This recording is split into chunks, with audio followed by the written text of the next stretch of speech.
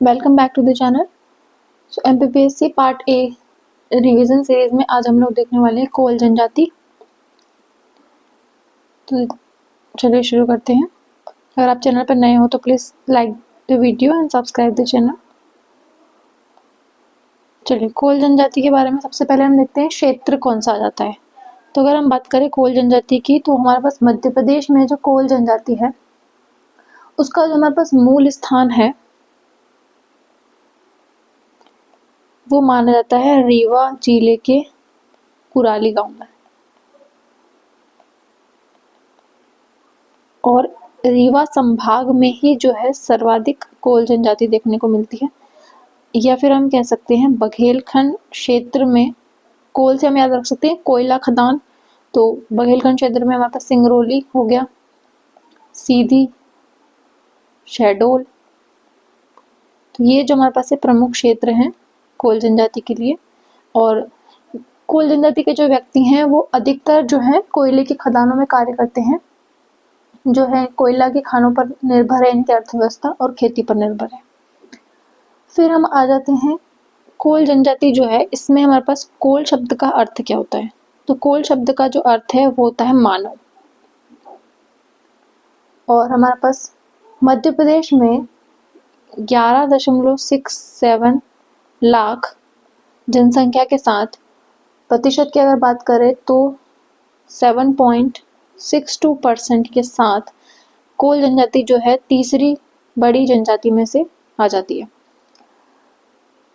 अगर हम बात करें कोल जनजाति की तो रामायण, महाभारत और मार्कंड पुराण जो है ऐसे हमारे पास मिलते हैं जिनमें इनका वर्णन मिलता है। रामायण में, महाभारत में और साथ ही साथ में मार्कंड पुराण जो है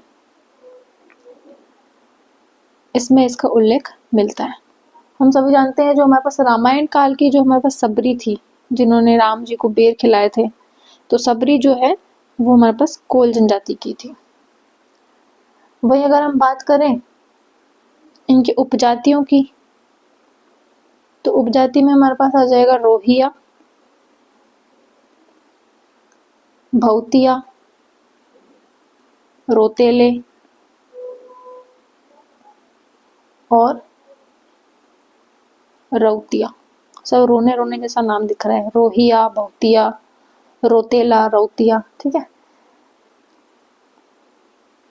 इसके अलावा जो है जैसे कि कोल जनजाति जो होती है इनमें गोत्र तो होते हैं, लेकिन जो हमारे पास जैसे गोंड जनजाति में टोटम होते हैं ना गोत्र चिन्ह, वैसे इनमें गोत्र चिन्ह नहीं होते हैं, ठीक है। उसी प्रकार हम इनके सामाजिक स्थिति की अगर बात करें तो ये हमारे पास पितृ सत्तात्मक होते हैं, मतलब पुरुष प्रधान होता है। और इनका जो हमारे पास मोहल्ला है, मोहल्ला हमारे पास कहलाता है कोल्हिन टोला, या सिर्फ टोला भी लिख सकते हैं, कोल्हिन टोला। और इनके जो पंचायत है वो हमारे पास क्या कहलाती है, गोहिया कहलाती है। देखिए मैंने गोंड जनजाति में भी बताया है कि पंचायत गोहिया कहलाती है और मुकद्दम जो होता है वो गोटिया कहलाता है। पर एमपीपीएससी का हमारे पास एक पीवाईक्यू है जिसमें कि क्वेश्चन पूछा गया है कि गोहिया जो है किस जनजाति की पंचायत को कहा जाता है, तो उसमें जो कोल ऑप्शन है वो करेक्ट माना गया है। गोंड ऑप्शन था लेकिन फिर भी कोल हमारे पास सही ऑप्शन माना गया है, इसलिए ध्यान रखिएगा कि गोहिया जो है वो कोल की पंचायत को कहा जाता है। फिर हम आते हैं इनकी धार्मिक स्थिति पे। तो अगर हम देवताओं की बात करें तो इनके देवता हमारे पास कौन से हो जाएंगे। एक तो हमारे पास हो जाएगा बड़का देव, अहीर बाबा,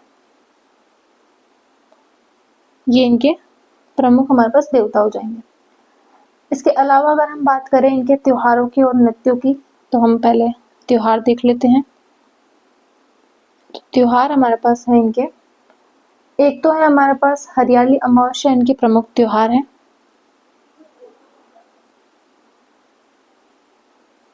श्रावण मास में जो हमारे पास आती है हरियाली अमावस्या। और हमारे पास इनके नृत्यों की अगर बात करें तो फेमस है जो इनका वो है हमारे पास कोल दहका। तो कोल दहका ना देखे हुए सिर्फ कभी कभी ऑप्शन में दहका भी लिखा होता है या फिर कोल दहरा भी कहा जाता है। एक हमारे पास कहरा नृत्य भी जो है कोल जनजाति का है, जिसमें कि जो है फुरहरी एक प्रमुख मुद्रा है। इस नृत्य में एक मुद्रा है फुरहरी। फिर हमारे पास है दोतलिया, ये इनके प्रमुख नृत्य आ जाते हैं। और हमारे पास है लुकोड़ा, एक प्रकार का खेल है जो कि इनके बच्चों द्वारा खेला जाता है। और एक है पंचकोटावा। तो ये जो है खेल है इनके प्रमुख। इसके अलावा हम बात करें अगर इनके विशेष की, तो विशेष में हमारे पास हो जाएगा जैसे बरुआ जो है ना, गोंड जनजाति में बरुआ या गुनिया किसको बोलते हैं? तांत्रिक कर, जो तांत्रिक होता है, जो तंत्र विद्या करता है।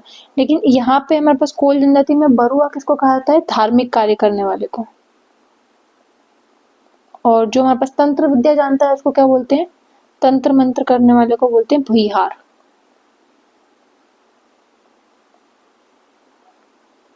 ठीक है, तो ये था हमारे पास कोल जनजाति के बारे में।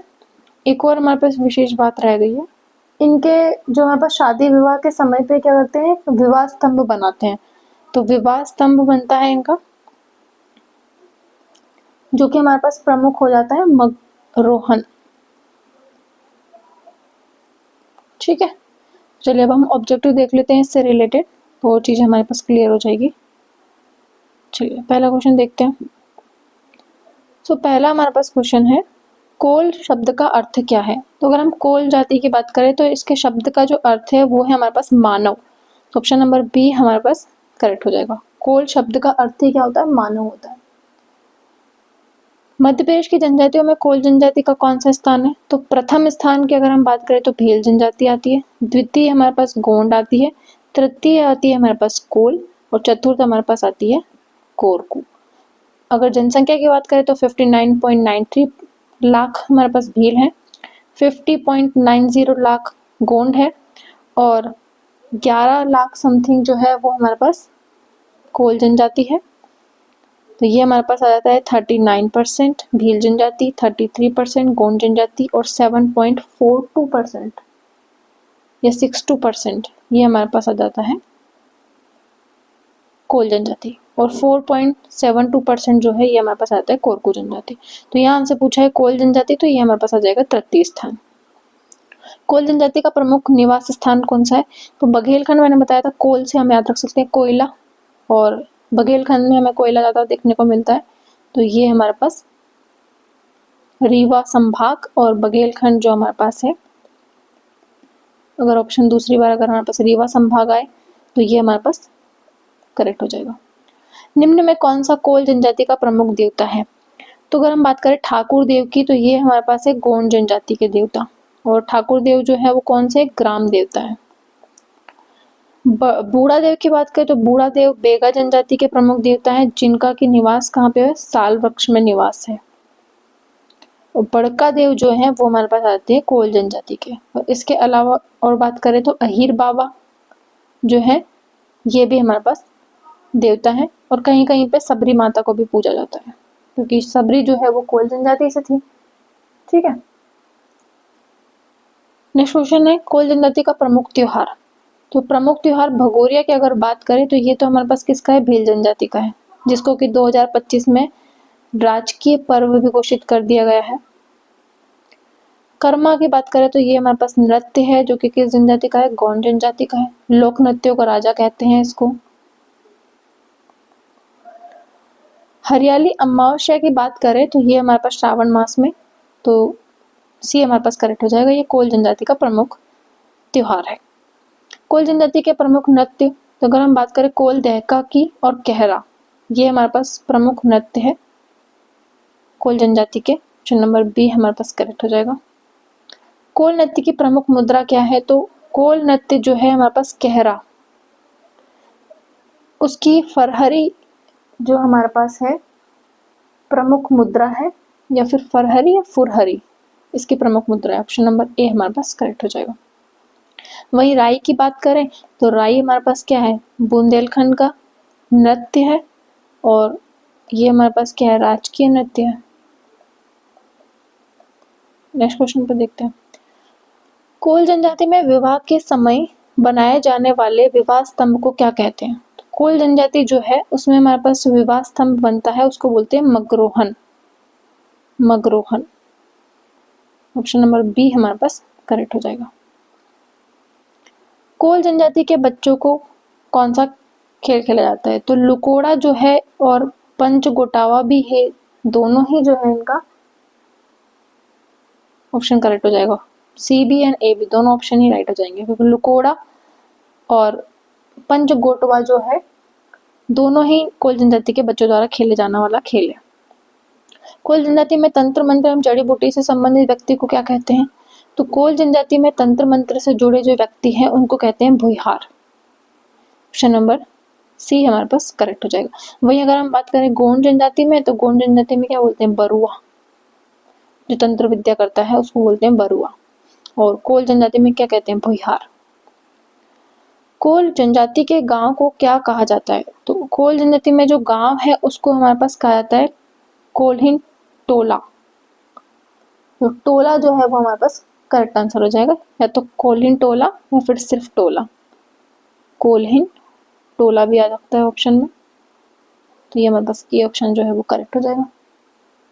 वहीं इनकी पंचायत को क्या कहा जाता है? गोहिया कहा जाता है। निम्न में से कौन सा कोल जनजाति का नृत्य नहीं है? देखिए, कोल जनजाति के अगर हम नृत्यों की बात करें तो नृत्य में हमारे पास आ जाता है कोल देहका और नारदी, दोतलिया, कहरा। तो यहाँ पे हमारे पास इसको लिख लेना कहरा। कहरा, नारदी और दहका, कोल दहका, नारदी। गौरी जो है ये हमारे पास नहीं आएगा। गौरी जो है ये किसका है? भील जनजाति का है, तो ये नहीं है। बाकी ये तीनों हमारे पास कोल जनजाति के नृत्य देखने को मिलते हैं। ठीक है, तो ये हमारे पास था कोल जनजाति से रिलेटेड। होप आपको वीडियो पसंद आई होगी, तो please like the video and subscribe the channel. MPPSC part ए के अलग अलग जो एग्ज़ाम है, जैसे FSO, assistant manager, assistant register, तो उनका syllabus MPPSC assistant professor part A से मैच करता है।